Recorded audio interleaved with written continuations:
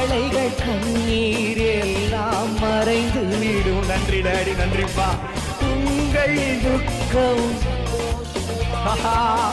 ஆமா, உங்கள் கவலைகள் கண்ணீர் எல்லாம் மறைந்து விடும். பிரியமானவர்களே, உங்கள் யாவருக்கும் அன்பின் வாழ்த்துக்கள். ஆண்டவரும் அருமை இரட்சகருமாகிய இயேசுவின் நாமத்தில் உங்களை வாழ்த்துகிறேன். மீண்டும் உங்கள் சந்தோஷத்தின் நேர் நிகழ்ச்சியின் மூலமாய் உங்களை சந்திப்பது எனக்கு மிகுந்த மகிழ்ச்சி. கர்த்தர் உங்கள் யாவரையும் ஆசீர்வதிப்பாராக. உங்கள் சந்தோஷத்தின் நேர் நிகழ்ச்சியை தொடர்ந்து பார்க்குறீங்களா? பாருங்கள், மற்றவர்களுக்கு அறிமுகப்படுத்துங்க. உங்களுடைய ஜெபத்தினால இந்த ஊழியத்தை நீங்கள் தாங்குங்க. உங்கள் ஜெபம் எங்களுக்கு மிக அவசியம். உங்களுக்காக நாங்கள் ஜெபிக்கிறோம். நீங்கள் விரும்பினா நீங்கள் எங்களை தொடர்பு கொள்ளுங்கள். உங்களுக்காக நாங்கள் ஜெபிப்போம். எங்களுடைய சபை கன்னியாகுமரி மாவட்டம் குளச்சல் அருகாமையிலே கொட்டில்பாடு என்கிற கிராமத்தில் இருக்கிறது. இந்த ஊழியத்துக்காக நீங்கள் ஜெபிக்கணும். ஆண்டவர் நிச்சயமாக உங்களை ஆசீர்வதிப்பாங்க. தேவனுடைய நாமம் மகிமை அடையட்டும். அன்பானவர்களே, இந்த நாளில் நான் உங்களுக்கு கொண்டு வந்திருக்கிற கர்த்தருடைய வார்த்தை, தொடர்ந்து வருகிற தோல்வியை இயேசு மாற்றப் போகிறார். உங்கள் வாழ்க்கையில் தொடர்ந்து தோல்வியை சந்திச்சிட்ருக்கீங்களா? படிப்பில், தொழிலில், குடும்பத்தில், ஏதோ ஒரு காரியத்தில் தொடர்ந்து தோல்வி, எடுக்கிற எல்லா முயற்சிகளும் தோல்வி அடைஞ்சிட்டே இருக்குதா? ஆண்டவர் அந்த தோல்வியை வெற்றியாய் மாற்றுவார். இந்த தோல்வி என்கிற அடிமைத்தனத்திலிருந்து ஆண்டவர் உங்களை விடுதலையாக்கப் போகிறார். இன்றைக்கு இந்த நிகழ்ச்சியை பார்த்து கொண்டிருக்கிற உங்களுக்கு நான் இயேசுவின் நாமத்தில் சொல்லுகிறேன், இயேசு உங்கள் தோல்வியை வெற்றியாய் மாற்றுவார். நீங்கள் தோல்வி அடைகிற இடத்தில் உங்களுக்கு ஜெயத்தை கொடுக்க போகிறார். என் அன்பு சகோதரா, என் அன்பு சகோதரி, ஒரு வேலைக்காக நீங்கள் தொடர்ந்து எடுக்கிற முயற்சி தொடர் தோல்வி அடைஞ்சிட்டு இருக்குது.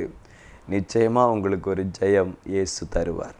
நீங்கள் வெற்றி பெறுவீர்கள். உங்களுக்கு வேலை கிடைக்க போகிறது. என் அன்பு சகோதரி, தொடர்ந்து உங்கள் வாழ்க்கையில் நீங்கள் செய்கிற தொழிலில், என் அன்பு சகோதரா, உங்கள் பிஸ்னஸில் தொடர்ந்து ஃபெயிலியர், பல வேலைகளை பல தொழிலை செய்து நஷ்டப்பட்டு ஏமாந்து போயிருக்கிறீங்களா? கலங்காதீங்க. உங்கள் தொழிலில் இருக்கக்கூடிய தோல்வியை ஆண்டவர் வெற்றியாய் மாற்றுவார். என் அன்பு சகோதரா, அவனுடைய படிப்பில் தொடர்ந்து நீங்கள் எழுதி கொண்டிருக்கிற எக்ஸாமில் ஃபெயிலியர் ஆகிட்டே இருக்கிறீங்க, தோல்வி அடைஞ்சிட்டே இருக்கீங்க. கர்த்தர் உங்கள் தோல்வியை வெற்றியாய் மாற்றப் போகிறார். நீங்கள் என்ன செய்யணும்? எப்போ உங்கள் தோல்வி ஜெயமாய் மாறும்? இந்த செய்தியை கேளுங்க. நிச்சயமாக இயேசு உங்கள் தோல்வியை வெற்றியாக மாற்றுவார். தோல்வி என்பது நிரந்தரமான ஒன்று அல்ல. தொடர்ந்து நம்முடைய வாழ்க்கையில் வருகிற தோல்வி நம்முடைய மனநிலையை மாற்றுகிறது. பிசாசு நம்முடைய மனதை குழப்பி நீங்கள் ஜெயிக்கவே முடியாது என்று உங்களை ஏமாற்றுவார். நம்பாதீங்க. நிச்சயமாக உங்கள் தொடர் தோல்வி வெற்றியாய் மாறும். நீங்கள் எப்போவுமே தோல்வி அடைஞ்சிட்டு தான் இருப்பீங்க. எதை செய்தாலும் எனக்கு தோல்வி தான் வரும் அப்படிங்கிற எண்ணமே உங்களுக்கு உருவாகியிருக்கலாம். இன்றைக்கு அதை மாற்றிக்கொள்ளுங்க. நிச்சயமாக இல்லை. நீங்கள் எப்பொழுதுமே தோற்க மாட்டீர்கள். உங்கள் தோல்விக்கு ஒரு முடிவு வருது. இன்றைக்கு நம்புங்க. இந்த வார்த்தையை நிச்சயமாய் நீங்கள் நம்புங்கள். ஆண்டவர் அதை வாய்க்க பண்ணுவார். தொடர்ந்து வருகிற தோல்வி உங்களை துக்கம் நிறைந்த ஒரு நிலைமைக்கு மாற்றி இருக்கும். அவிசுவாசப்படுத்தியிருக்கும். கடவுள் நம்பிக்கையை ஒருவேளை உங்களுக்கு போயிருக்கலாம். ஜெபிக்கிறதே நீங்கள் நிறுத்தியிருப்பீங்க. ஆலயத்துக்கு போகிறதே நிறுத்தியிருப்பீங்க. தவறு. இயேசுவை நீங்கள் நம்புங்க. அவரை உறுதியாய் நீங்கள் நம்புங்கள். தேவனுடைய ஆலயத்து போங்க. தொடர்ந்து ஜெபிங்க. உங்கள் தோல்விக்கு ஒரு முடிவு தேவனால தான் தர முடியும். வேதம் சொல்லுகிறது, குமாரன் இயேசு விடுதலையாக்குனா மெய்யான விடுதலை. யோவான் 8:36 சொல்லுகிறது, குமாரன் விடுதலையாக்குனா மெய்யாவே விடுதலை, மெய்யான விடுதலை, உண்மையான விடுதலை இயேசு தான் தர முடியும். நீங்கள் பலமுறை ஃபெயிலியர் ஆகி அதிலிருந்து வெற்றி பெறுவதற்கு பல முயற்சி எடுத்தீங்க. பல ட்ரைனிங், பல விதமான ஆலோசனைகள், பல முயற்சிகள், இதெல்லாம் தோல்வி. உங்களுக்கு தோல்வியை தான் கொண்டு வந்துச்சு. நிறைய மாற்றங்களை செய்தீங்க, நிறைய சேஞ்சஸ் ஏற்படுத்தினீங்க. ஆனால் எதுவுமே வாய்க்கலை. நீங்கள் செய்ய வேண்டியது ஒன்று இருக்கிறது. ஆமாம், இயேசுவை தேட வேண்டும். இயேசு தான் வெற்றி கொடுக்கிற தேவன். எப்படி சொல்கிறீங்க? இயேசு தான் வெற்றி கொடுக்க முடியும்னு எதை வைத்து சொல்கிறீங்க அப்படி நீங்கள் கேட்டால் நான் உங்களுக்கு சொல்லுகிறேன், இயேசு மரணத்தை ஜெயித்தார், பாதாளத்தை ஜெயித்தார். பாருங்கள், அவர் சர்வ வல்லமையுள்ள கடவுளாக இருந்தோம் சாதாரண மனிதனாக இந்த உலகத்தில் வந்தார். எல்லா விதத்திலும் அவர் சோதிக்கப்பட்டார். எல்லா விதத்திலும் அவர் சோதிக்கப்பட்டும் பாவம் இல்லாதவராயிருந்தார். அவருடைய வாழ்க்கையில் பாவமே இல்லை. அவர் பாவத்தை ஜெயித்தார். சிலுவையிலே பிசாசை ஜெயித்தார், மரணத்தை ஜெயித்தார். மரித்து அடக்கம் பண்ணப்பட்டு 3வது நாள் மரணத்தை ஜெயித்து உயிரோடு எழும்பினார் என்று வேதம் சொல்லுகிறது. பாதாளத்துக்கு இறங்கினார், பாதாளத்தை விட்டு மேலே ஏறி வந்தார், பாதாளத்தை ஜெயித்தார். இயேசு எல்லாவற்றையும் ஜெயித்தவர். அதனால தான் சொல்ல முடியும், இயேசு வெற்றி தருவார். உலகத்தில் வேறு யாரும் தர முடியாது. வேறு யாரும் அப்படி வெற்றி பெற்றதும் இல்லை. இயேசுதான் மரணத்தை ஜெயித்திருக்கிறார், பாதாளத்தை ஜெயித்திருக்கிறார், பிசாசை ஜெயித்திருக்கிறார், பாவத்தை ஜெயித்திருக்கிறார். ஆகையால் இந்த இயேசு உங்களுக்கு ஜெயம் கொடுக்க முடியும், நிச்சயமாய் கொடுக்க முடியும். ஆண்டுடைய வேதம் சொல்லுகிறது 1 கொரிந்தியர் 15:57 படி, நம்முடைய கர்த்தராகிய இயேசு கிறிஸ்துவினாலே நமக்கு ஜெயம் கொடுக்கிற தேவனுக்கு ஸ்தோத்திரம். நம்முடைய கர்த்தராகிய இயேசு கிறிஸ்துவினாலே நமக்கு ஜெயம் கொடுக்கிற தேவனுக்கு ஸ்தோத்திரம். பாருங்க, ஜெயம் கொடுக்கிறவர் தேவன், நமக்கு ஜெயம் கொடுக்கிறவர் தேவன். ஆம், அவர்தான் ஜெயம் கொடுக்கிறவர். இயேசு தான் உங்களுக்கு வெற்றி தரவே முடியும். உங்கள் வெற்றிக்கான வழி அவர்கிட்ட தான் இருக்குது. நீங்கள் வெற்றி பெற ஒரே வழி இயேசு தான். நீங்கள் எந்த மதம், எந்த நம்பிக்கையுடையவர்களாக இருந்தாலும் நீங்கள் இயேசு கிறிஸ்துவை நம்பி பாருங்கள்.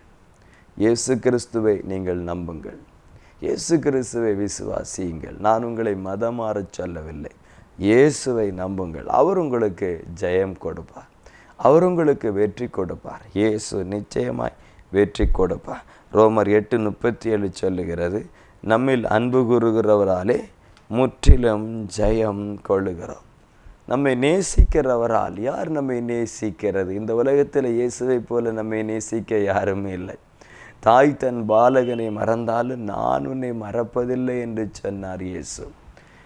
உன்னை என் உள்ளம் கையிலே வரைந்து வைத்திருக்கிறேன் என்று சொன்னார். உன்னை தொடுகிறவன் என் கண்மணியை தொடுகிறான் என்று சொன்னார். பயப்படாதே, நான் உன் கூடவே இருக்கிறேன் என்று சொன்னார். உன் வலது கரத்தை பிடிச்சிருக்கிறேன், நான் உனக்கு துணைந்திருக்கிறேன் என்று சொன்னார். நான் உன்னை கைவிடுவதும் இல்லை, உன்னை விட்டு விலகுவதும் இல்லை என்று சொன்னார். நானே உன் பரிகாரியாகிய கர்த்தர் என்று சொன்னார். நான் உன்னை நேசிக்கிறேன் என்று சொன்னார். வருத்தப்பட்டு பாரம் சுமக்கிறவர்களே, நீங்கள் எல்லோரும் என்னிடத்தில் வாருங்கள், நான் உங்களுக்கு இளைப்பாறுதல் தருவேன் என்று சொன்னார். எவ்வளோ அன்பானவர் இயேசு. வேதம் சொல்லுகிறது, தேவன் அன்பாகவே இருக்கிறார், தேவன் அன்பாகவே இருக்கிறார். அன்பு நிறைந்தவர் இயேசு கிறிஸ்து. அவரிடத்தில் பட்சபாதம் இல்லை, பாரபட்சம் இல்லை, எல்லோரையும் நேசிக்கிறார். இயேசு ஏதோ கிறிஸ்தவர்களுக்கு மட்டும்தான் கடவுள் என்று சிலர் நினைக்கிறாங்க. இல்லவே இல்லை. இயேசு பொதுவான கடவுள், சர்வ உலகத்திற்கு அவர்தான் தேவன். இயேசு கிறிஸ்தவர்களுக்காக மட்டும் சிலுவையில் அறையப்படவில்லை. வேத வசனம் சொல்லுகிறது, அவர் முழு உலகத்தின் பாவத்தை சுமந்து தீர்த்த தேவ ஆட்டுக்குட்டி.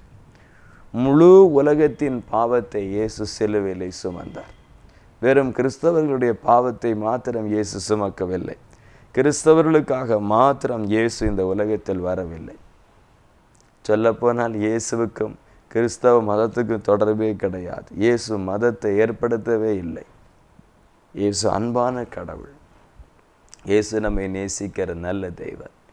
யார் அவரை நம்பினாலும், யார் அவரை ஏற்றுக்கொண்டாலும், யார் அவரை விசுவாசித்தாலும் அத்தனை பேரும் அவருடைய பிள்ளைகளாகும்படி அதிகாரம் கொடுத்திருக்கிறார். வேதம் சொல்லுகிறது, அவரை விசுவாசிக்கிறவர்கள் எத்தனை பேரோ அத்தனை பேரும் அவருடைய பிள்ளைகள் ஆகும்படி அவர் ஏற்றுக்கொள்ளுகிறார். நீங்கள் யாராக இருந்தாலும் சரி, எந்த ஊர், எந்த மொழி, எந்த காரியத்தில் இருந்தாலும் சரி, அவரை நம்பினீங்கன்னா, இந்த இயேசுவை நம்பினீங்கன்னா அவருடைய பிள்ளையாக உங்களை மாற்றி விடுகிறார். இயேசு வெற்றி கொடுக்கிற கடவுள், ஜெய கிறிஸ்து என்று வேதம் சொல்லுகிறது. வெற்றி கொடுக்கிற தேவன். அவர் உலகத்தை, மரணத்தை, பாவத்தை அவர் ஜெயித்து, பாதாளத்தை ஜெயித்து உயிரோடு எழும்பினபடியால் ஜெயம் கொடுக்கிற வல்லமை அவரிடத்தில் இருக்கிறது. எத்தனை முறை தோல்வி அடைந்து வாழ்க்கை தோல்வியாய் மாறிப்போய் ஏமாற்றமாய் வாழ்க்கை ஒரு விரக்தி அடைந்து போன நிலைமையில் இருந்தாலும் இயேசு உங்களுக்கு ஜெயம் கொடுப்பார். என் அன்பு சகோதரி, உன் வாழ்க்கையில் தோல்வி அடைந்திருக்கிறாய், நீ நம்பி திருமணம் செய்த நபர் உன்னை ஏமாற்றி இருக்கலாம். உன் கணவனார் உன் வாழ்க்கையில் மிகப்பெரிய வேதனை உண்டாக்கி இருக்கலாம். உன்னை கைவிட்டு விட்டு போயிருக்கலாம்.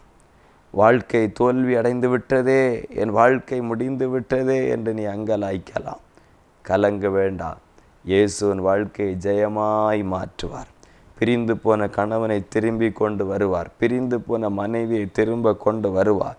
துஷ்டனாய், துன்மார்க்கனாய், குடிகாரனாய், ஊதாரியாய் அலைகிற கணவனை திருத்தி உன் வாழ்க்கையை வெற்றியுள்ள வாழ்க்கையாய் மாற்றுவார். அதுதான் தேவனுடைய வல்லமை. நீ அவர் நம்பினால், இந்த இயேசு கிறிஸ்துவை உன் சொந்த இரட்சகரை ஏற்றுக்கொண்டால், இயேசுவே நீர் எனக்கு ஜெயம் தாரும் என்று நீ கேட்டால், என் தோல்வியான வாழ்க்கையில் ஒரு விடுதலை தாரும் என்று நீ அவரிடத்தில் வந்தால், நிச்சயமாய் உன் தோல்வி ஜெயமாய் மாறும். நிச்சயமாய் மாறும். இந்த நிகழ்ச்சியை நீங்கள் எங்கேருந்து பார்த்து கொண்டிருந்தாலும் சரி, ஒருவேளை செல்ஃபோனில் பார்க்கலாம், யூடியூப்பில் பார்க்கலாம், ஜாய் குட் நியூஸ் தொலைக்காட்சி மூலமாய் பார்க்கலாம். இன்றைக்கு இயேசுவே உன்னோடு கூட பேசுகிறார் என்பதை நம்பு. உன் வாழ்க்கையில் வெற்றி வரப்போகிறது. தொடர்ந்து பாவத்தில் விழுந்து விழுந்து பாவத்தில் தோல்வி அடைந்து கொண்டிருக்கலாம். ஆவிக்குரிய வாழ்க்கையில் சில நாட்கள் ஜெபிக்க முடிகிறது, பல நாட்கள் ஜெபிக்க முடியலை. தொடர்ந்து தோல்வி அடைந்து கொண்டிருக்கலாம். உன் வாழ்க்கையின் தோல்வி ஆண்டு ஜெயமாய் மாற்றுவார். ஊழிய பாதையிலே தொடர்ந்து ஃபெயிலியர் அடைந்து கொண்டிருக்கிறீர்கள். உங்கள் ஊழியத்தில் தொடர்ந்து தடங்கல்கள், தோல்வி அடைந்து கொண்டே இருக்கிறது. நிச்சயமாய் ஆண்டு உங்கள் தோல்வியை ஜெயமாய் மாற்றுவார். என் அன்பு சகோதரா, ஒரு கல்வி ஸ்தாபனத்தை ஆரம்பித்து தொடர்ந்து ஃபெயிலியர் ஆகி கொண்டிருக்கிறீர்கள். உங்கள் வாழ்க்கையில் ஆண்டவருடைய வல்லமையுள்ள கரம் வெளிப்பட்டு உங்கள் தோல்வி ஜெயமாய் மாறும். உங்களுடைய முயற்சிகளை ஆண்டவர் வெற்றியாய் மாற்றுவார். உங்களுடைய மன விருப்பத்தின்படி தேவன் உங்களுக்கு கொடுப்பார். அவர் ஜெயம் கொடுக்கிற தேவன். குதிரை யுத்த நாளுக்கு ஆயத்தமாகும். வேதம் சொல்லுகிறது, ஜெயமோ கர்த்தரால் வரும். ஜெயம் வேறு எங்கும் இருந்து வராது, மனுஷனிடத்திலிருந்து வராது. நீங்கள் உங்கள் வெற்றிக்கு ஏதோ ஒரு மனிதனை நம்புவீர்கள் என்றால் தோல்வி அடைவீர்கள். உங்களுக்கு தொடர்ந்து தோல்வி வந்து கொண்டிருக்கிறது. இந்த தோல்வியிலிருந்து இந்த மனுஷனால் எனக்கு ஒரு ஜெயம் வரும், இவரால் எனக்கு ஒரு வெற்றி கிடைக்கும் என்று உலகத்தில் ஏதோ ஒரு மனுஷனை நீங்கள் நம்ப ஆரம்பிப்பீர்கள் என்றால் நிச்சயமாய் உங்களால் வெற்றி பெற முடியாது. நிச்சயமாய் வெற்றி பெற முடியாது. நீங்கள் வெற்றி பெறுவதற்கு நம்ப வேண்டிய ஒரே ஒருவர் இயேசு கிறிஸ்து. ஜெயம் பெற்றவர், ஜெயம் பெற்ற ஒரு தேவன். பாவத்தை நாம் ஜெயிக்க வேண்டாம். பாவத்தை ஜெயிக்காமல் பரலோகம் போக முடியாது. வெளிப்படுத்தல் 2:7 சொல்லுகிறது, ஜெயங்கொள்ளுகிறவன் எவனோ அவனுக்கு தான் பரலோகத்தில் மகிமை உண்டாகும்.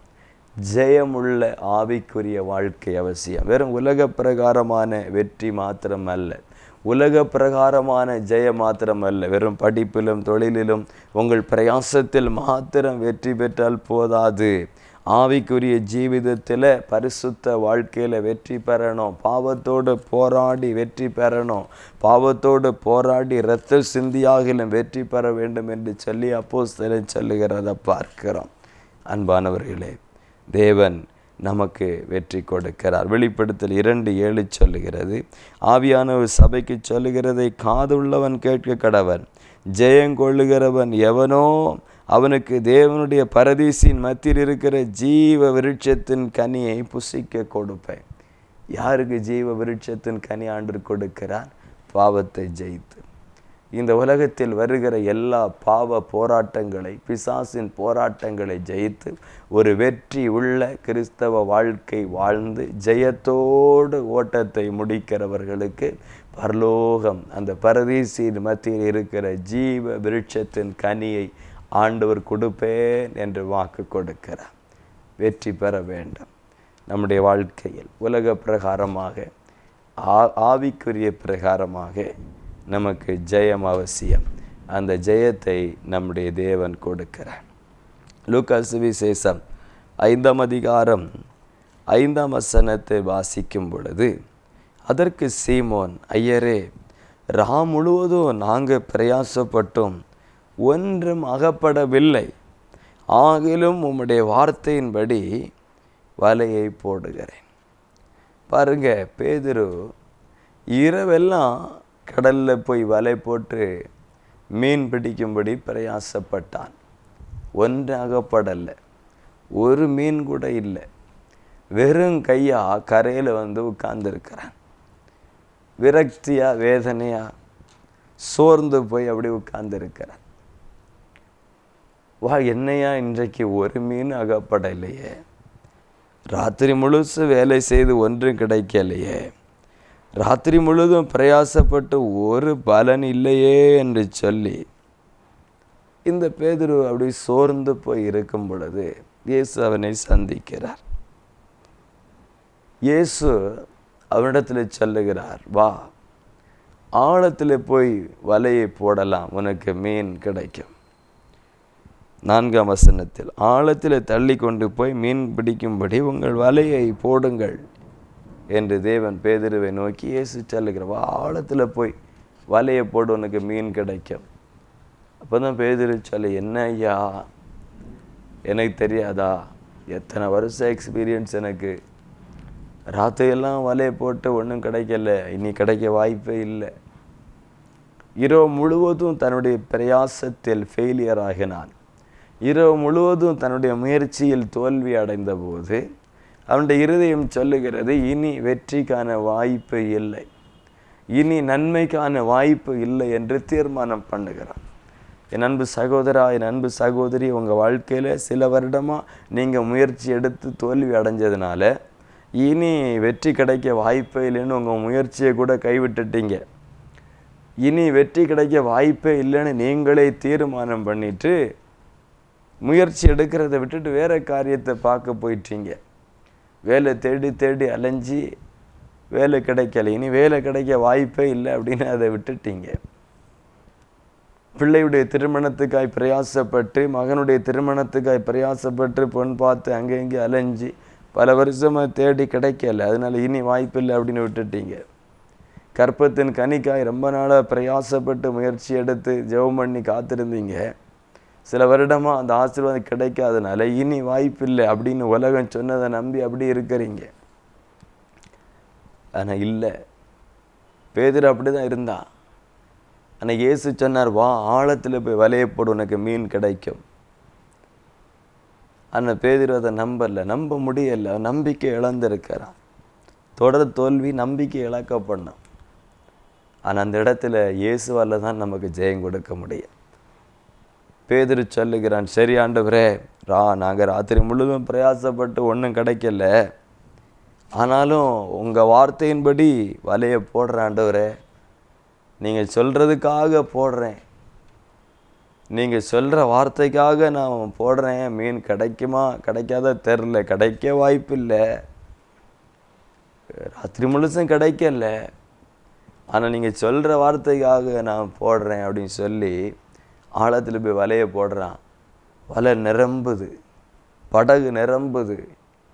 இவன் படகு முழுமையாக நிரம்பி செய்கை காட்டி வேறொரு படகை அழைத்து அந்த படகு நிரம்பி 2 படகு நிரம்பி வழியும்படி மீன்களோட கரைக்கு வருகிறான்.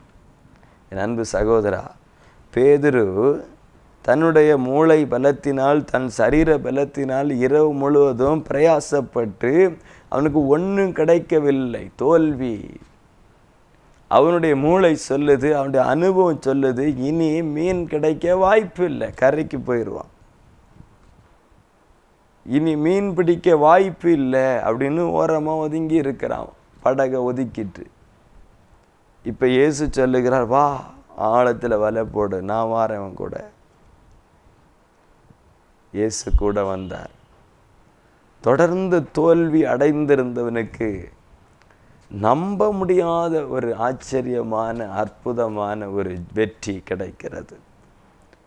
கிரகிக்க முடியாத ஒரு வெற்றியை இயேசு கொடுக்கிறார். அதிர்ந்து போனான், ஆச்சரியப்பட்ட பிரமித்தான். அன்பானவர்களே, உங்கள் வாழ்க்கையிலையும் தொடர்ந்து தோல்வி அடைஞ்சி இனி வாய்ப்பில்லைன்னு இருக்கிறீங்க. இயேசு வந்தா, உங்கள் கூட இயேசு வந்தா, உங்கள் வாழ்க்கையில் இயேசு வந்தா, உங்கள் தோல்வி வெற்றியாக மாறும். நீங்கள் நம்ப முடியாத, உங்கள் வாழ்க்கையில் நீங்கள் எதிர்பார்த்திராத ஒரு ஜெயத்தை இயேசு உங்களுக்கு கொடுக்க வல்லமை உள்ள தேவன். அவர் உங்கள் கூட வரணும். யோசேப்போடு கூட கர்த்தர் இருந்தார், வேதம் சொல்லுகிறது. ஆதியாகமத்தின் புஸ்தகம் 39வது அதிகாரத்தில் 3ஆம் வசனம் சொல்லுகிறது, கர்த்தர் அவனோடு இருக்கிறார் என்றும் அவன் செய்கிற யாவையும் கர்த்தர் வாய்க்க பண்ணுகிறார் என்றும் அவன் எஜமானன் காண்கிறான். யோசேப்போடு கர்த்தர் இருக்கிறார். அதனால பாருங்க, அவன் செய்கிறது எல்லாம் வாய்க்குது. காரிய சித்தி உள்ளவனாக இருக்கிறான். தோல்வியே இல்லை. ஒரு மனுஷனோடு இயேசு இருந்தா அவன் எதிலும் வெற்றி பெறுவான்.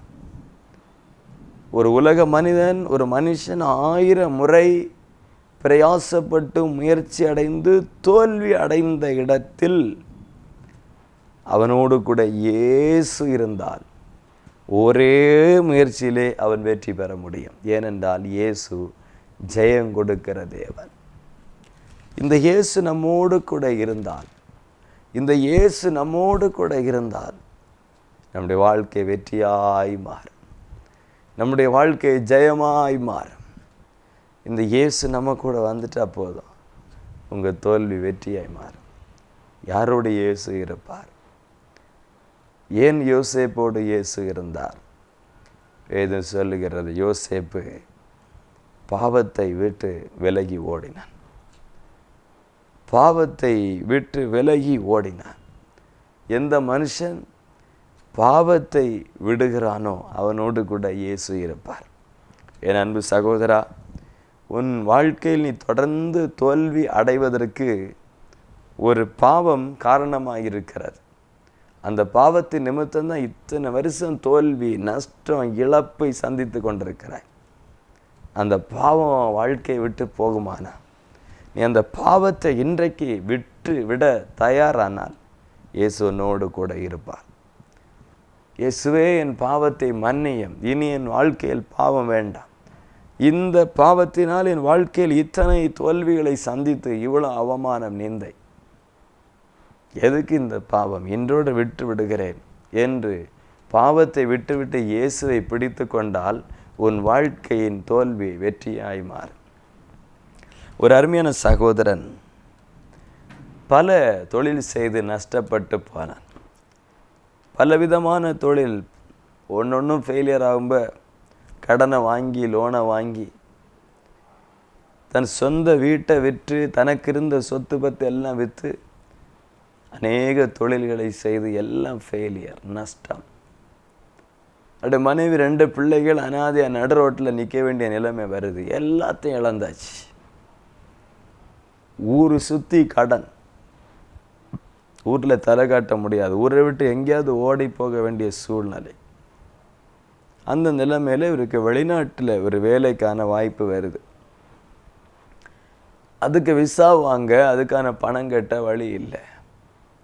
தன் மனைவி தன் கழுத்தில் இருந்த தாலியை கழற்றி அதை விற்று அந்த பணத்தில் அந்த வெளிநாட்டு வேலைக்காக ஒரு விசா வாங்கி அங்கே போவதற்கான கடைசி பிரயாசம் அதை செய்கிறாங்க. இனி அவங்க வாழ்க்கையில் எந்த காரியமும் இல்லை. கடைசியாக இருந்த தாலியும் கலத்தி விற்றாச்சு. இந்த சகோதரர் வெளிநாட்டு போகிறார்.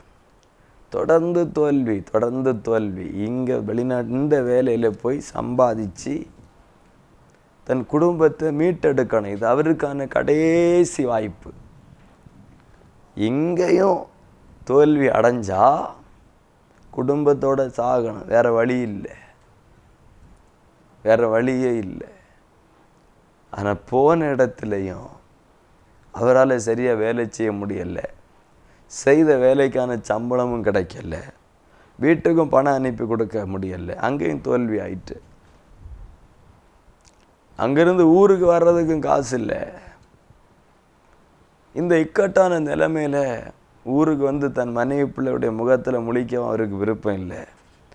அங்கே செத்துடலாம் என்று தீர்மானம் பண்ணுகிறார். வழக்கமாக வேலை போகக்கூடிய இவர் என்ன வேலை போகல, அறையிலே உட்கார்ந்திருந்தார். சாக தீர்மானம் பண்ணிட்டார். இவரோடு கூட அறையில் 4-5 பேர் உண்டு. அதில் ஒருவர் கிறிஸ்தவர், ரட்சிக்கப்பட்டவர், நல்ல ஆண்டவர் ஆராதிக்கிற பக்தி உள்ளவர். அவர் இவருடைய முகத்தை பார்த்ததும் இவருக்கு தெரிஞ்சிருச்சு, இவர் ஏதோ வித்தியாசமாக இன்றைக்கு இருக்கிறார். அவருடைய முகம் வாடலாக இருக்கிறது. அவருடைய முகம் ஒரு கலக்கத்தோடு ஏதோ ஒரு மூர்க்கமாய் செயல்படுகிறதை அவர் பார்த்து விட்டார். இவர்கிட்ட கேட்டார், என்ன பிரதர் இன்னைக்கு வேலைக்கு போகாமல் ரூமில் உட்காந்துருக்கீங்க? ஒன்றும் இல்லை அப்படி சொல்லிட்டார். இல்லை ஏதோ இருக்கு சொல்லுங்கள். இல்லை இல்லை ஒன்றும் இல்லை, ரொம்ப போராடினார். அப்புறம் வேறு வழி இல்லாமல், இல்லை பிரதர் நான் சாகணும்னு தீர்மானம் பண்ணிட்டேன், என் வாழ்க்கை இவ்வளோந்தான், இனி வேறு வழியே இல்லை. அப்படியா, சரி நீ சாகிறதுக்கு முன்னாடி ஒன்று செய். இன்றைக்கு மாலையில் எங்களுடைய ஆலயத்தில் ஒரு ஜெபம் இருக்கிறது. இந்த ஜெபத்திற்கு வந்து விட்டு நீ சாக வேண்டும் என்று தீர்மானம் தொடர்ந்து உனக்கு இருக்குமான நீ செத்துப்போ என்று சொன்னார். அப்படியா, சரி நான் வருகிறேன் என்று சொல்லி, வேண்டாம் வெறுப்பா இந்த சகோதரன் கட்டாயத்தின் நிமித்தம் அவருடைய ஆலயத்தில் நடந்த அந்த ஜெப கூட்டத்திற்கு போனார். அங்கே கூட்டத்தில் எல்லாரும் ஆண்டவரை பாடி துதித்து ஆராதித்து கொண்டிருக்கும் பொழுது இவர் பின் வரிசையில் சேரில் போய் உட்கார்ந்திருந்தார். ஆராதனை நடந்துட்டு கொண்டிருந்தது, ஜெபம் நடந்து கொண்டிருந்தது, பிரசங்கம் நடந்து இறுதியாய் ஜெபத்தில் அங்கே கூட்டம் நடத்தின தேவ ஊழியர் ஆவியில் ஏவப்பட்டு சரியாய் இவருடைய பெயரை சொல்லி, அன்பு சகோதரா, நீங்கள் இப்படி ஒரு தற்கொலை எண்ணத்தோடு உன் உயிரை மாய்த்து கொள்ளலாம் என்கிற எண்ணத்தோடு இங்கே வந்திருக்கிறாய். உன் வாழ்க்கையில் தொடர்ந்து ஏற்பட்ட தோல்வி நிமித்தம் நீ இப்படிப்பட்ட தீர்மானம் பண்ணி இருக்கிறாய். உன்னோடு கூட இயேசு பேசுகிறார். நீ இப்படி ஒரு இரகசிய பாவத்தில் இருக்கிறாய், உன்னுடைய வாழ்க்கையில் இப்படி ஒரு பாவம் இருக்கிறது என்று சரியாய் அவருடைய பாவத்தை சுட்டி காட்டினார். இன்றைக்கு இதை விட்டுவிட தீர்மானம் பண்ணு, உன் வாழ்க்கையின் தோல்வி வெற்றியாய் மாறும் என்று தெளிவாய் கர்த்தருடைய ஆவியான பேசினார். அவ்வளவுதான், முழங்கால் படியிட்டு ஏங்கி அழுதார். இயேசுவே, என் பாவத்தை மன்னியும், என் ஒருவனுடைய பாவத்தின் விளைவாய் என் மனைவி பிள்ளைகள் இத்தனை வேதனை அனுபவிக்கிறார்கள், இவ்வளவு நஷ்டம், இவ்வளவு இழப்பு, இவ்வளவு தோல்விக்கு காரணம் என்னுடைய இந்த பாவ சந்தோஷம் எனக்கு இனி வேண்டாம், இனி இந்த பாவ சந்தோஷம் எனக்கு தேவையில்லை. என் வாழ்க்கை இவ்வளோ வேதனையாக்கின, என் பிள்ளைகளை இவ்வளோ வறுமைக்குள்ளாக்கின, எனக்கு இவ்வளோ பெரிய நஷ்டத்தை தோல்வி ஏற்படுத்தின இந்த பாவம் இனி வேண்டாம் என்று தீர்மானம் பண்ணினார். ஆண்டவருக்கு தன்னை ஒப்பு கொடுத்தார், ஜெபித்தார். ஆண்டவருடைய வாழ்க்கையை மாற்றினார், படிப்படியாக மாற்றினார். இன்றைக்கு அந்த தேசத்தில் 3 கம்பெனிகளுக்கு ஓனராய் மாறி இருக்கிறார். அன்பானவர்களே, நம்முடைய வாழ்க்கையின் தொடர் தோல்விக்கு ஏதோ ஒரு பாவம் காரணமாக இருக்கும்.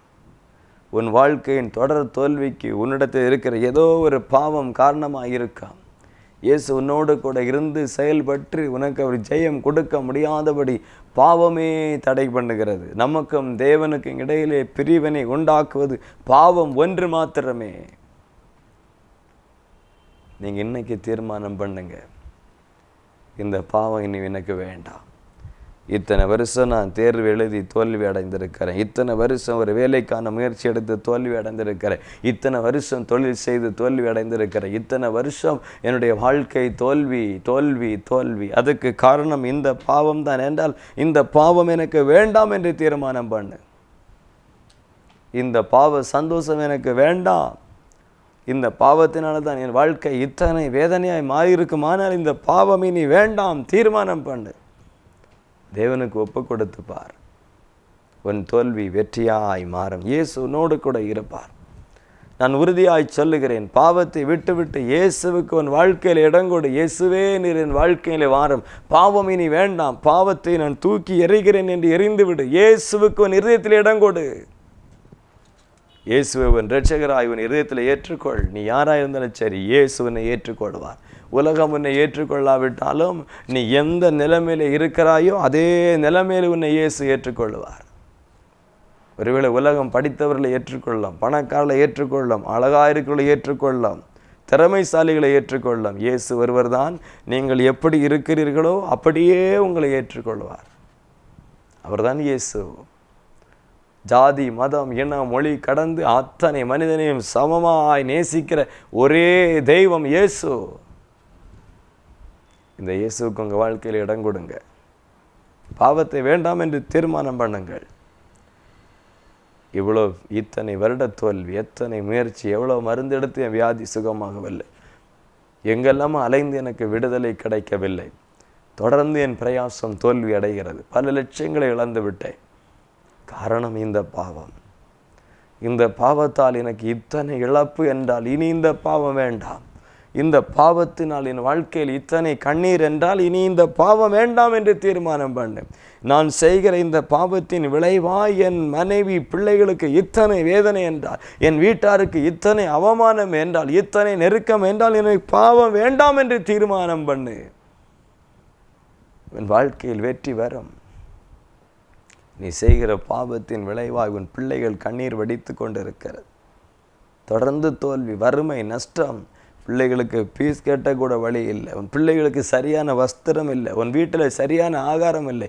உன் பிள்ளைகள் வேதனையாய் கண்ணீர் வடித்து வாழ்கிறது. உன் பாவத்தின் விளைவாய் உன் குடும்பம் உபத்திரவப்படுகிறது.